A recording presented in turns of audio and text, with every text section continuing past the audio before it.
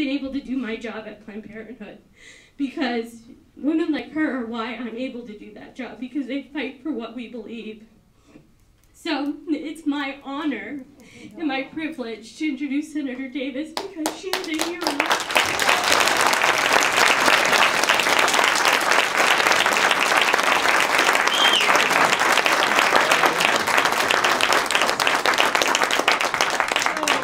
Very nice to be with all of you.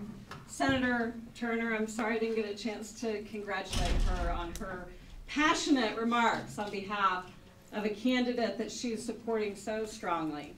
And I agree with her that regardless of where we wind up in the battle in the days ahead, we must come together for our combined purpose at the end of the day and ensure that we have a Democrat in the White House.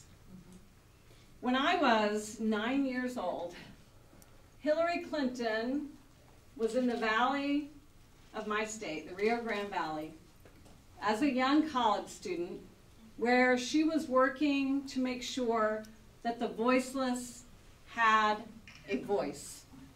I was 9. She's been doing that ever since. And I have watched it and marveled at it for many, many years. About that same time, my parents were going through a divorce. And my 6th grade educated mom became the sole support for children. And I watched my mom struggle. She worked at Brahms Ice Cream and Dairy Store while we were growing up. And we didn't have enough money for any sorts of luxuries, including any kind of health insurance. When I became a young teenage single mom, I felt as though my life was destined to look just like my mom's life looked. Undereducated, ill-prepared to take the responsibilities, the financial responsibilities of myself and my child. I lived those days that so many Americans live, where we come home with unbelievable fear about whether the lights are going to turn on when we turn on that switch. And I have been there when they didn't come on. I know that life. And I know, watching Hillary Clinton, her fights for people like me. I grew up in a time when this country believed and supported the ideal that if you were willing to work hard, you could become anything that you wanted to be. And I am living proof of that story. I am living proof of it because of certain things that were in place when I was coming up through that tough time that made it possible for me. One of those was a Planned Parenthood clinic very close to my home, the place where I received the only health care that I had for about 4 years. My well woman exams, my cancer screenings, my diabetes screenings, and perhaps most importantly of all, my contraceptive care. Because as a young mom, trying so hard to move myself and my daughter up and out of poverty, there's no way I could have done it if I couldn't control my reproductive destiny.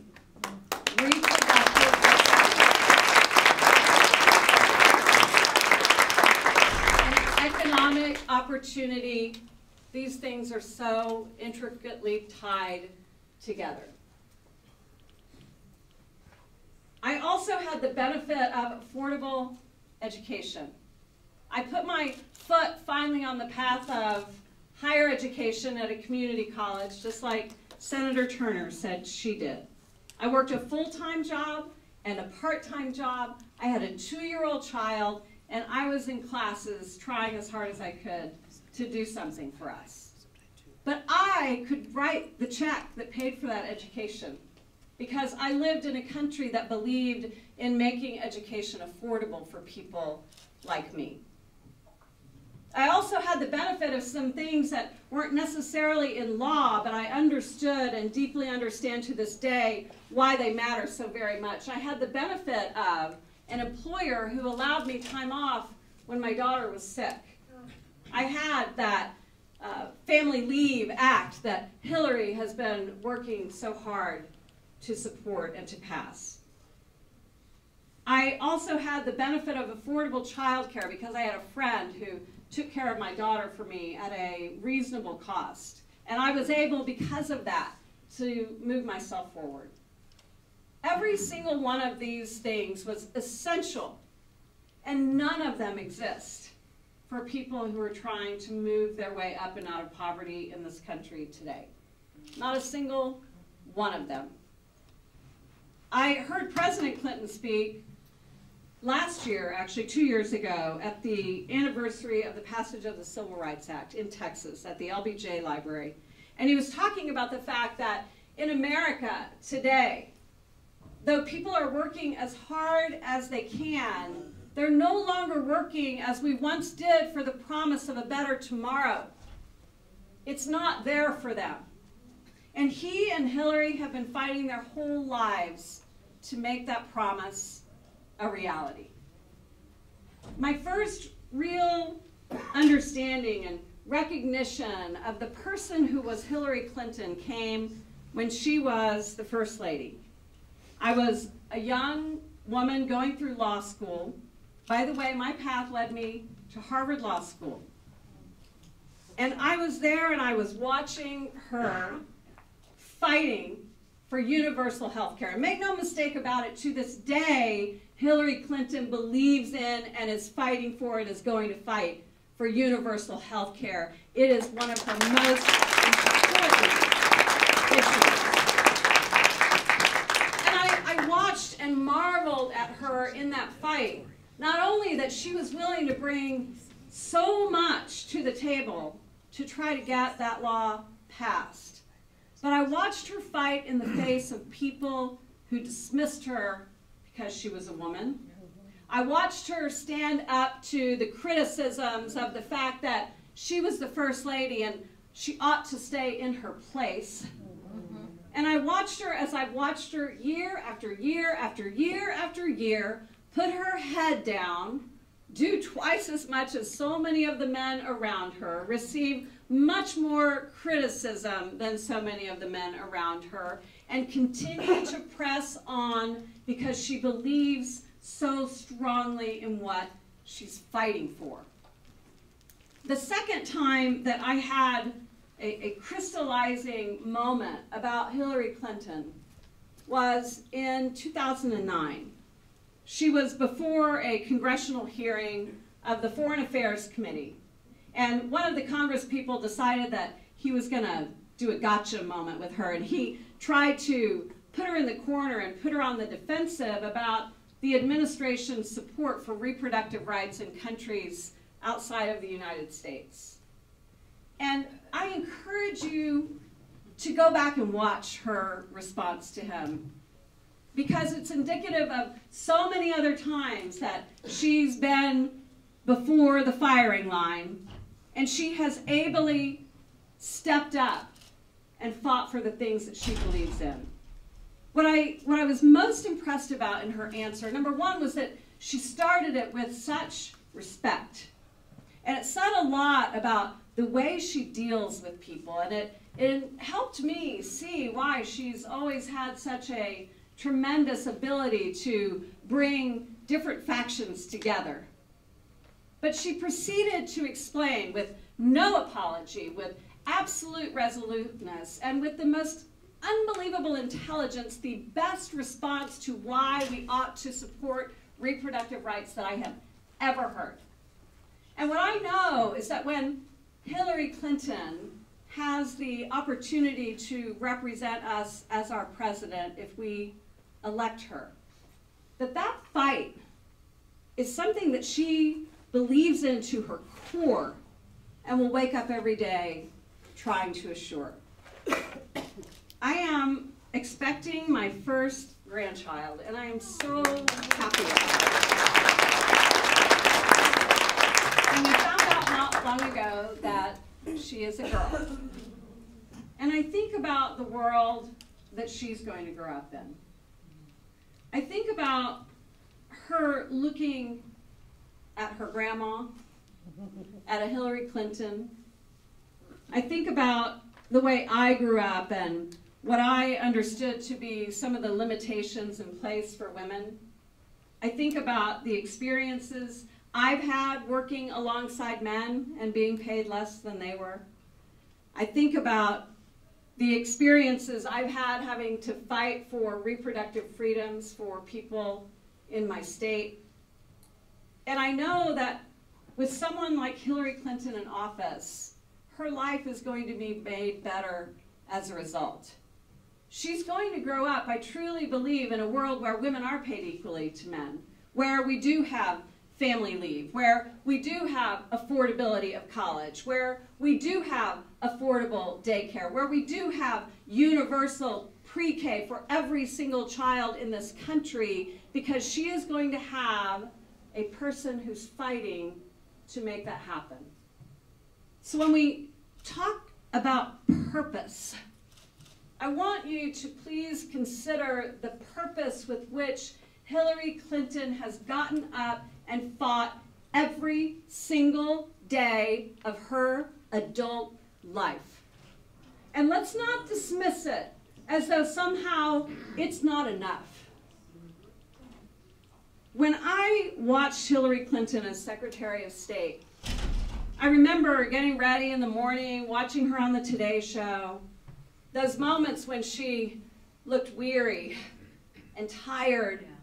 And I thought about her as a mom, as a wife, and as a person who had given up so much to get on a plane over and over and over again and fly into time zones all over this country and sit across the table and do some unbelievably hard things because she cared so much for our country back home. I don't dismiss that. And I certainly see it as not only an unbelievably profound and honorable purpose, but I see it as a purpose that had unbelievably profound results. Hillary Clinton negotiated a ceasefire in Hamas. Hillary Clinton got countries all over this world to agree to enforce sanctions against Iran, which is what put us in the position of being able to negotiate the nuclear agreement that was just negotiated. She did these very hard things.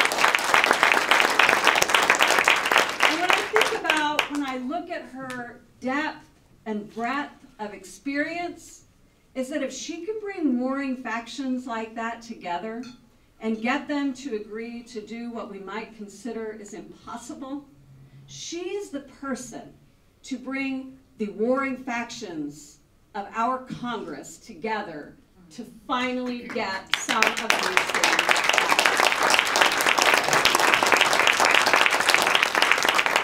And make no mistake about it, she does not believe that we shouldn't be working to do hard things. And if you look at her platform, there's not a single piece of it that's easy. There's not a single piece of it that's not ambitious. There's not a single piece of it that isn't idealistic and filled with dreams about how we can be a better country. But behind all of that is her effectiveness at getting things done. And that's why Hillary is my candidate. And why I am going, as Senator Turner is going to continue to do for Senator Sanders. I am going to continue to fight as long and hard as I can, as I've seen Hillary fighting for me as long and as hard as she has been. And I hope that at the end of the day, we can all look with pride, I know we will, at whomever our nominee is. And I promise you, if it's not Hillary Clinton, I'll be lining right beside you for Bernie Sanders to make sure that we all do take the right step. God bless you all. Thank you so very, very much.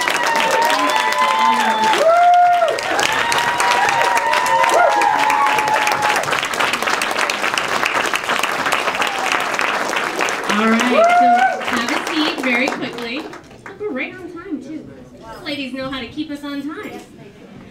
So we're going to take 2 questions, just like we did for Senator Turner, and you got your hand up quick, Mary, so go ahead. Go ahead, Viv. Yes, ma'am. I watched you when you ran for governor against Mr. Abbott, and I was appalled at the attacks they put on you as a woman. And reproductive freedom. I have seen states trying to make it impossible for women to have access to abortions, to reproductive care. And now with Hillary Clinton, it seems like every time she makes strides, we pull out the emails, we pull out Benghazi. Do you feel that they are doing this because she's a woman who's getting too much power? You know, I think, and Hillary would never play the victim card, and I don't want to do it on her behalf either. But the reality is that she has faced some of the most nasty, strident, and unbelievably long and strong fights against her that I've seen any politician experience. And again, she just gets up every day and she keeps on working. And it's like President Obama said about her. She is so unbelievably smart. And she's so dedicated to the causes that she believes in, that she's willing to put herself forward in the face of those withering attacks to do what needs to be done. And the fact that she's been able to survive so much for so long tells me that there's no one better suited not only to actually serve, but to get us through to November successfully against whomever the Republican candidate is. Because there is no question, they have thrown everything they have at her, everything they have, and she is still not only standing, but standing strong and leading the field.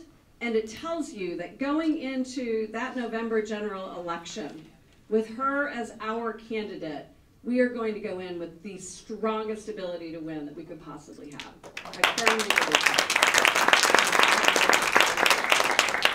that. Is there any organization that is raising money or soliciting petition drives to keep that DA down there in Texas from dropping the charges against those 2 horrible, despicable people?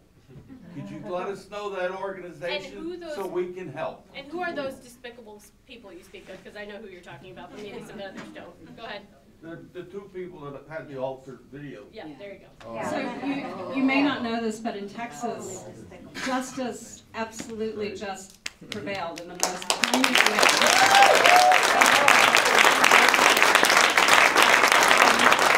And that was that the Republican lieutenant governor ordered or requested of the Harris County DA, who is a Republican, picking what he believed was going to be the most favorable jurisdiction for this case. Wow. He requested that the Harris County DA investigate Planned Parenthood's actions in Texas and the allegations of having illegally cooperated in the transfer of fetal tissues for profit.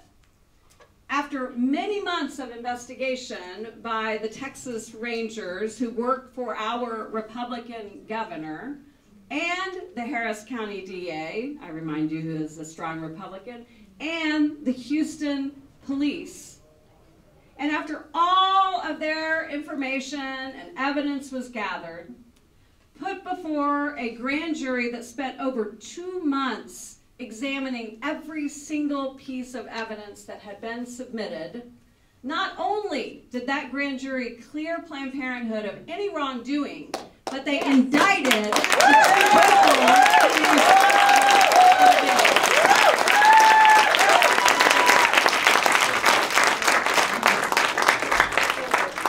And I tell you what, if there's any role I I wouldn't want to play right now, it would be to be that DA. Because that DA, as your question suggests, is coming under an excruciating amount of pressure now from all other Republicans who were so very upset that the DA was not able to manipulate a different outcome. But justice does prevail. And it reminds us again, at the end of all of our primary work, why we've got to come together to put a Democrat in the White House. Because that Supreme Court and those appointments are going to be one of the most important things that that president is going to do. Yes. Thank you.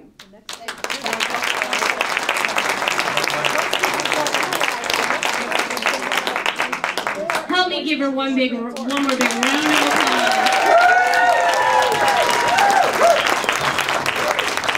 All right, thank you so much. So have a seat. I'm going to tell you how we're going to do this now. So I'm going to have you for a few more minutes while the campaigns kind of get ready for you to be able to take photos with these two amazing women. And Maria is going to be helping with Senator Davis, and Rudy is going to be helping with Senator Turner. So you'll see them if you're looking to get a photo. So don't leave your seat because you're not getting a photo until I'm done talking. Now it's my turn. So I want to thank you for being here for day 1 of our Progressive Summit. Give yourselves a round of applause. Now, just because you had all these amazing, fabulous speakers today, and you had these badass women, frankly, there's no other way to put it, there's still a whole other day tomorrow of badass speakers and amazing women, all kinds of cool people. So tomorrow, we're going to start, same time, same place, right here. We'll have a different breakfast. Same time, right? No, a little later. A little later? Oh, God. I can't remember if it was yesterday or today. 9:30. No, it's 9:30. It's not that much later. Yeah, it's 9:30. Nope, 9:30. So gather here, come in early. I'll have more coffee for you because you guys like coffee. Woo! 5 gallons. Look at 2 things I can control. Or 2 things I couldn't control today. The lights and the air. We tried. We called about 15 times on the air because even my big ass is getting hot. So, with all those things being said, we'll work on it, I promise. Bring fans, that's fine. So, with all that being said, we have a lot to do tomorrow, and we really need you all here on time. Get here early if you want a good breakfast. We're going to Costco for you tonight again. We'll have fruit, we'll have all that good stuff. And then tomorrow, the sessions are incredible. Our race and diversity one, I cannot tell you how excited I am for that panel. We did it at our youth summit a couple months ago, and we've just expanded on it. The afternoon sessions tomorrow are going to be incredible. Our voting rights panel, our White Courts Matter panel, gun violence prevention panel. There's all kinds of amazing stuff tomorrow. So be back here. Plan to spend your day with us. We'll get out a little earlier tomorrow, which is great. Make sure you bring your folders back with you. That's the most important thing. Bring your folders back with you. We're not going to have a second one for you. Make sure when you get here, even though you were here today, just check in with Blanca in the morning so you can sign in so we know you're here. We have an accurate count for the day. Before you leave, 2 of the most important things. Linda, can I borrow yours, please? Linda's such a good student. It's fine, whatever. So, here's your evaluations. It's in your folder. Get them out now, please. I want you to do these before you leave today. So as we're walking out the door, John over here in the orange shirt, raise your hand, John, wave it like you just, there you go. John is going to collect these from you. So you can get a photo, you can take your time, whatever. We're going to be here for a little bit. But please, please, please, we don't know how to improve our sessions. We don't know how to improve what we're doing if you don't give us feedback. So make sure you fill this out. The other thing you need to give us before you leave today is this Pledge to Caucus card. Again, we need you to pledge to go to the caucuses, whether it's on February 20th or February 23rd for the Republicans.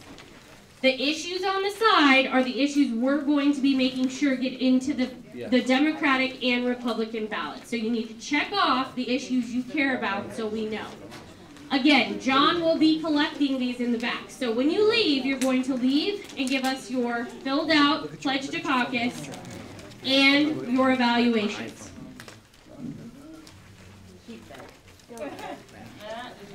So, with all that being said, yes, John? John will be at the Battleborn Progress table right outside where we have bags, magnets, and buttons for sale. Look at that. He's over there giving me a shout out. Thank you, John. So yeah, he'll be at our table out front. If you want to buy some swag, we have it out there for you too. So with that, give yourselves one more big round of applause. Thank you so much for being here today. If you want a picture with Wendy Davis, it's going to be on this side. If you want a picture with Nina Turner, you're going to go to this side. If you want a picture with both, do both sides. Nina on this side, to my right, to your left. Wendy to my left and your right. Have a great evening. Thank you. Oh, thanks,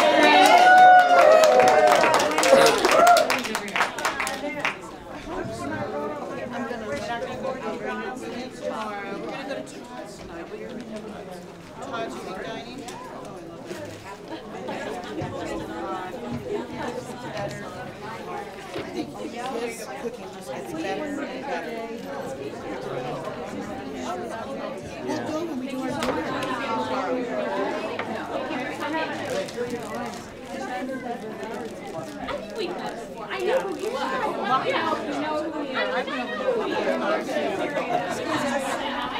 See you tomorrow, sweetie. Thank you for your water. Marlon, 1 minute at a time. I don't want to Okay. Oh my goodness. Well, the most important thing I did. Look at that. You know, the Democrat now, right? Going to the David Turner side. Oh yeah, I'm very rich. Yeah. No. No, because I wanted to charge my phone and I wanted to be able to use it.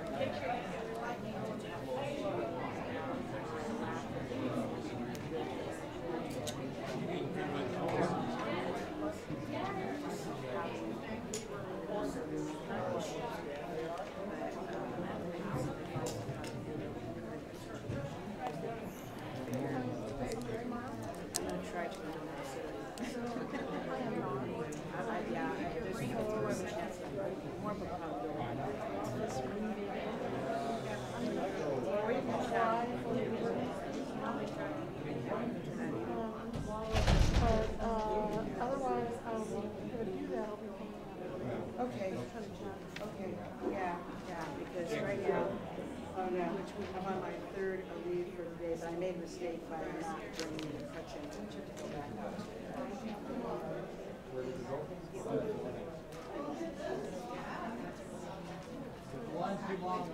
That's what he explained to me. I think they're kind of like to seek out someone who can roll with it. And it's just, yeah, build a team. Yeah.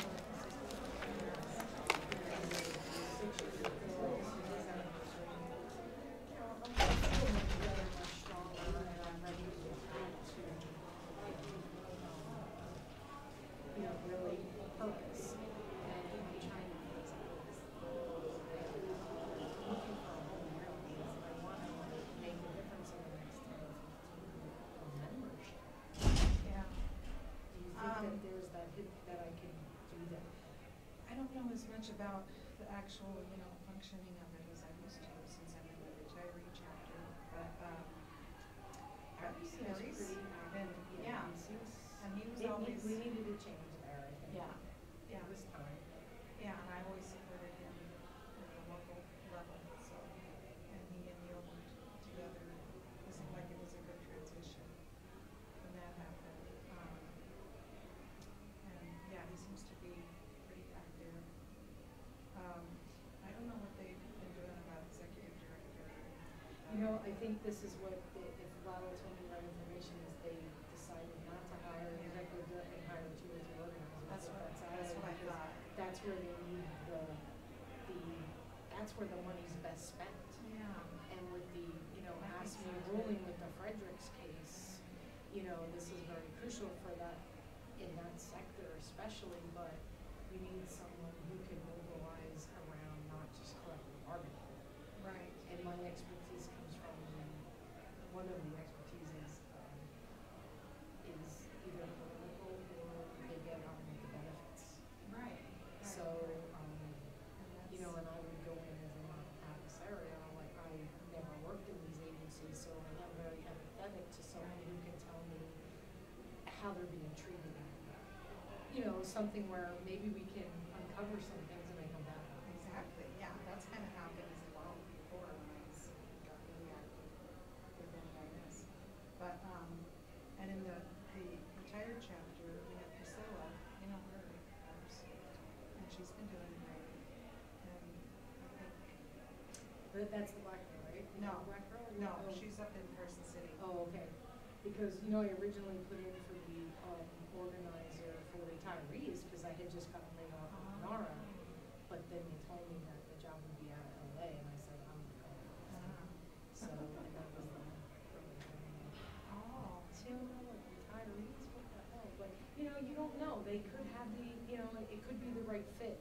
But when someone is as experienced as Larry's been around, he says that we need you. Yeah. It makes you feel like your work has been recognized to say that they really believe that I can make a difference. Oh, I do too. I mean, I thought about it. I think I would be one. So, I can't think of anything against it. that's good. Well, and your opinion matters to me because you've been around ASME so long, plus you're in a retiree chapter. You know, no local is perfect, but I also have an offer. I had put in for SEIU, or they're internal. You know what I mean? Like, there's too much power employees going on. I don't have time for that. I don't care if it's private. No, this You is know more what like, it's I like- think now it's more I like think that's grassroots. it's all, exactly, it's all worked out. Shelley's pretty decent person, you know, and Chloe's a friend, she can let her finish out. You know, Aldo, he retired, even, I can't even believe that, everybody's retired, except for Lalo. And he's like, I need somebody.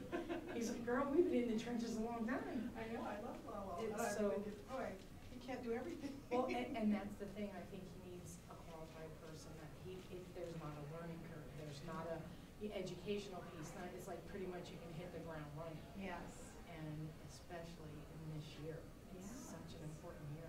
And I just had a the dinner green with a bunch machine of, hasn't turned out very much. yeah, a bunch of people I used to work with, and one was getting a promotion actually to a position, and they talked to me a little bit about the union, but they're, I don't know, you know, they have issues and they need to talk to somebody.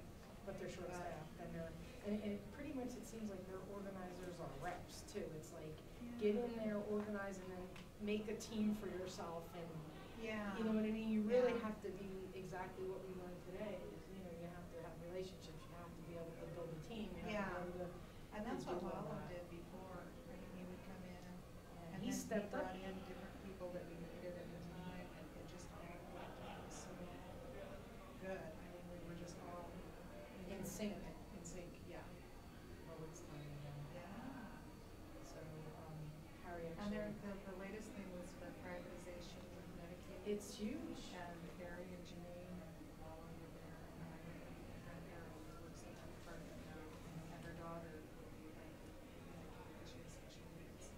And I was glad to see some of the community there with the state people kind of spouting out these things that were like, why do you even want to talk about that, or why are you even thinking about that? Well, and I think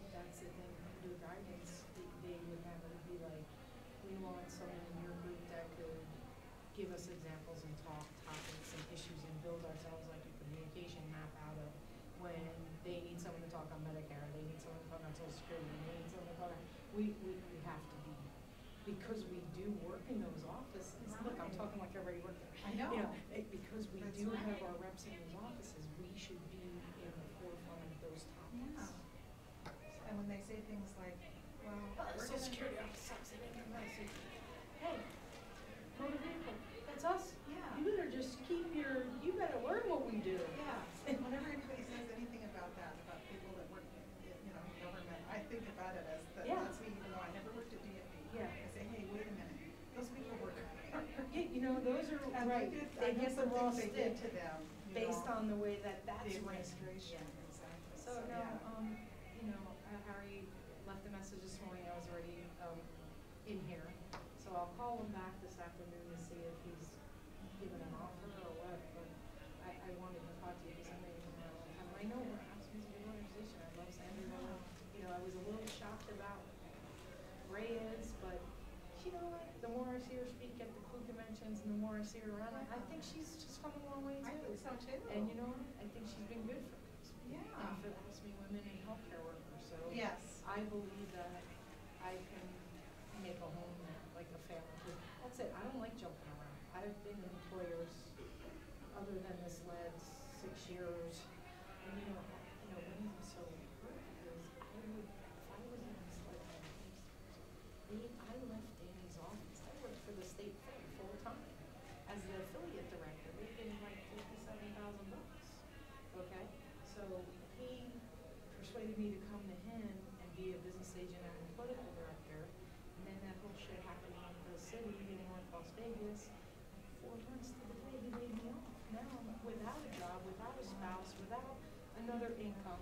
So I got the NARA thing, which was part-time to offset the CLC part-time. Yeah. I did that for 3 years, but the grant ran out and then I was down with my shoulder last year.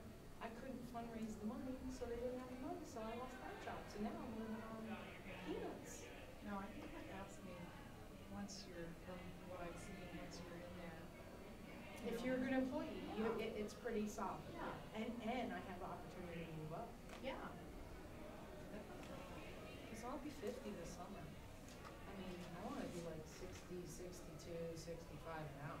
Yeah. So I'm at the last 15 where I want to like ensure my knowledge of the last 30 years on these younger people so that they can be where I am at my age and I can be gone. Right. You know, I mean, if we don't, see, that's a lot of things. And A lot there might be- of people want to move up and they don't leave their knowledge and train the younger people and then they move up and then what they built fell apart. Yeah. That's kind of what happened with Walmart. Yeah. I mean, I know Denise was awesome and she had to do what was good for her, Yeah. but, I know, and it's they lost a lot with her. Yeah. Hello, this is Deb. Yeah, hey, Harry, how's it going? Pretty good, it's, I'm in the summit all day. They just had some good speakers and then tomorrow's the summit, just getting ready for the caucus and stuff. What can I do for you?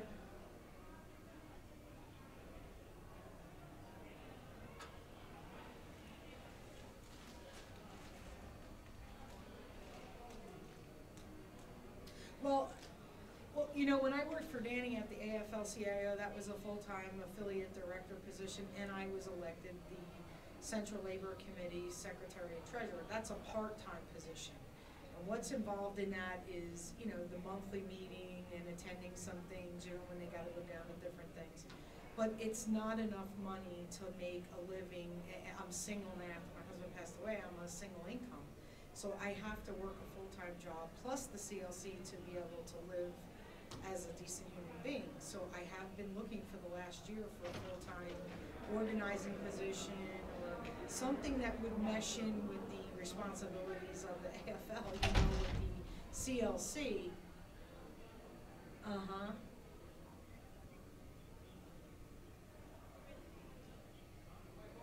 Mm-hmm.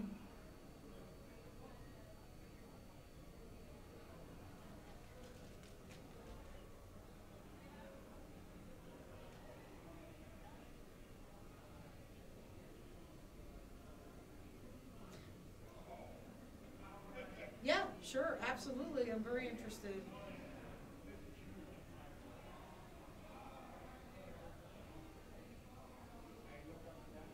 The Rancho? Yeah, sure, no problem. All right, I'll bring a couple of my resumes or whatever you need. I mean, I think like a lot of people don't really know my full background and how long I've been involved in the labor unions. And one of my things, Harry, is, you know, I'm an East Coaster. I'm just say it the way it is. But I love the labor movement, and it's like I'm very honored to have the CLC job. Like yesterday, we just ran all the interview, you know, with the judges came, but it's just not enough as a single person. And to be passionate and continue to do what we do is I need another union organization for it to mesh with and bring them up to, you know, up to the table where, you know, it's exciting for especially your organization because the green machine has kind of gone away. And I'm very excited to get that shit rolling again. Yeah.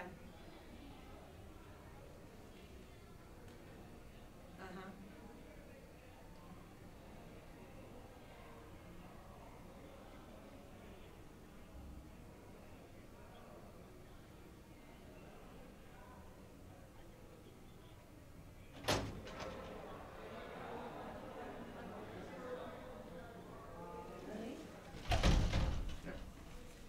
You got paper?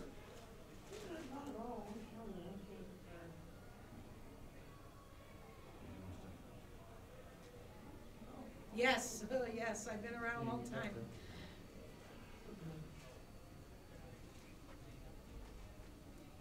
Right.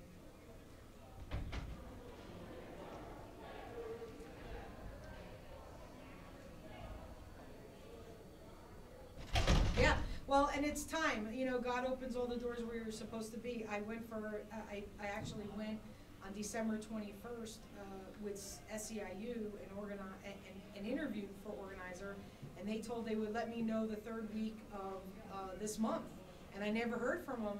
So, I mean, looking at organizations and knowing the labor movement the way I do, oh, AFSCME is definitely, you know,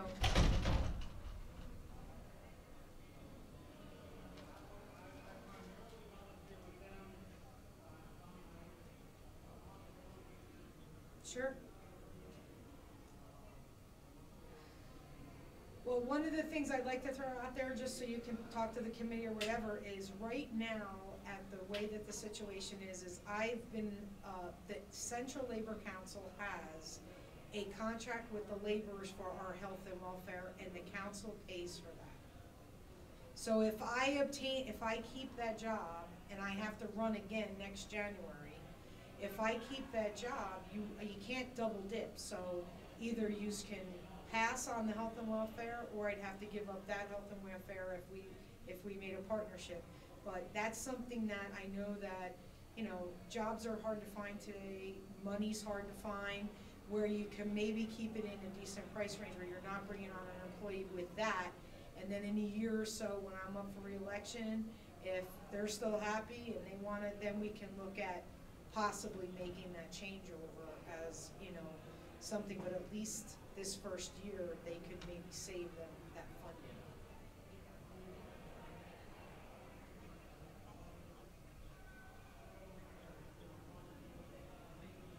Mm-hmm. Okay.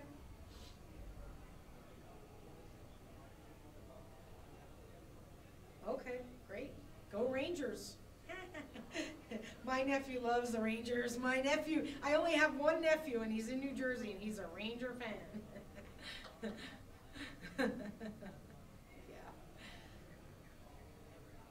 Yeah, okay, great. Yeah, I'm excited. I'm very excited and very interested.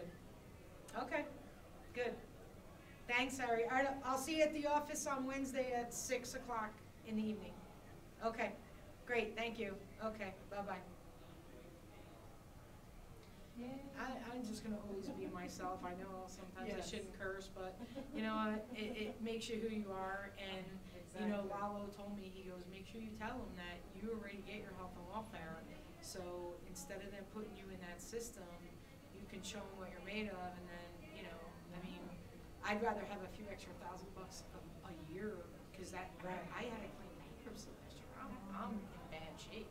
You know what I mean? And I borrowed money from friends that I want to pay back.